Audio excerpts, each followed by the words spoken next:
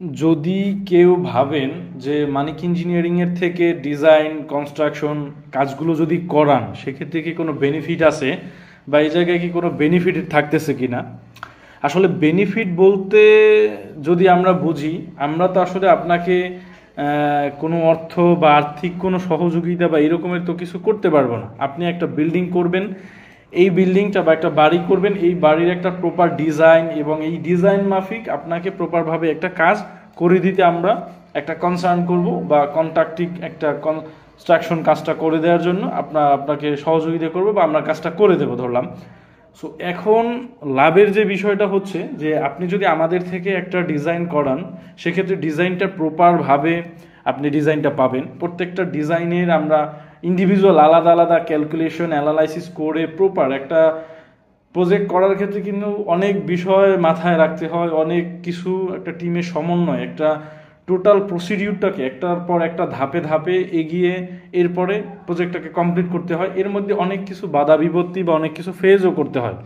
So ultimately যদি আমি হিসাব করি যে আমরা ডেফিনেটলি প্রত্যেকটা প্রজেক্ট আমরা চেষ্টা করি একদম যাতে এক একটা মানুষের যে স্বপ্নটা যেন বাস্তবে রূপ দিতে পারে, হ্যাঁ, এবং যাতে ওনার খরচটা সাশ্রয় হয়, বিল্ডিংটা বা কাঠামোটা দেখার মতন একটু সুন্দর হয়, সকল বিষয়গুলো যাতে একটা অ্যাডজাস্টমেন্ট থাকে, সুন্দর একটা অ্যাডজাস্টমেন্ট হয়। এই জন্য তো আজকে আমি একটু এই বিষয়টা একটু আপনাদেরকে দেখাবো যে একটা প্রজেক্ট আসলে আমরা কতটা নিখুঁতভাবে করি বা কতটা সুন্দরভাবে করে দেওয়ার চেষ্টা করি।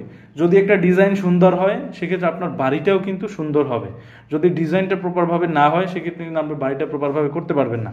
তার উদাহরণস্বরূপ আজকে আমি যদি এইটা একটু দেখাই, এটা একটা 3 তলা বাড়ির প্রজেক্ট। একটু 3D ভিউটা লক্ষ্য দেন যে 3D ভিউটা কেমন আছে, এবং এই 3D ভিউটাকে বাস্তবে রূপান্তরিত করার জন্য তো আপনার একটা ওয়ার্কিং ড্রয়িং বা ডিটেল ড্রয়িং লাগবে, যেমন সেকশন এলিভেশন স্ট্রাকচারাল ডিটেল ড্রয়িংগুলো।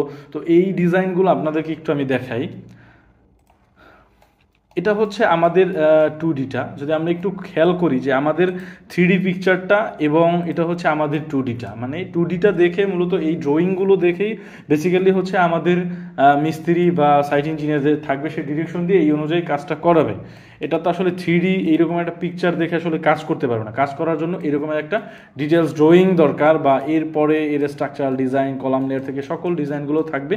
তো আমি একটু দেখাই যে এটা হচ্ছে আমাদের একটা ফ্রন্ট এলিভেশন, মানে এই বিল্ডিংটার বাস্তবে ফ্রন্ট থেকে দেখতে এই রকমের তৈরি করার জন্য হচ্ছে এই মাপ বা এই মেজারমেন্ট অনুযায়ী বা এই রকমের করতে লাগবে। তো একটা 3D ভিউতে আপনি যেমন দেখলেন আমাদের 2Dটাও কিন্তু বা 2D যে এলিভেশনে এর ফ্রন্ট এলিভেশন সেম আছে।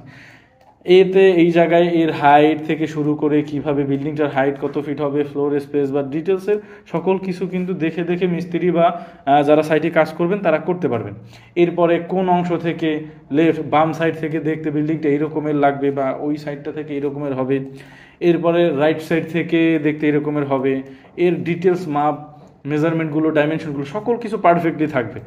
এরপরে ব্যাক থেকে দেখতে এরকমের হবে, এর সেকশন সিঁড়ির ধাপ কীরকমের হবে, কয়টা ধাপ থাকবে, কীরকমের ঢুকবে, হ্যাঁ, এবং বিস্তারিত হাইট সহকারে একটা জানালা কতটুকু হাইটে হবে, এর নিচে কতটুকু হবে, টোটাল জিনিসটা একদম A to Z কিন্তু আপনাকে এই ড্রয়িংয়ের মধ্যে বা ডিজাইনের মধ্যে থাকবে। তো এই প্রত্যেকটা বিষয় প্রত্যেকটা পার্টের সাথে এক একটার যে সামঞ্জস্যতা বা একটা সদৃশ্য যে একটা সম্পর্ক, এই সম্পর্কটা রেখে একদম নিখুঁতভাবে এই যে আমরা কলামগুলোকে ডিজাইন করেছি, এই কলামগুলো আমরা আমাদের সফটওয়্যারের মধ্যে এটাকে অ্যানালাইসিস ক্যালকুলেশন করে আমরা নোট করে এরপরে আর অনেক থিঙ্কিং আছে যে বিষয়গুলো, এরপর আমাদের বিএনবিসি রুলস এই সকল গাইডলাইনগুলোকে ফলো করে প্রপারভাবে একটা ডিজাইন করা আসলে চারটেখানি কথা না।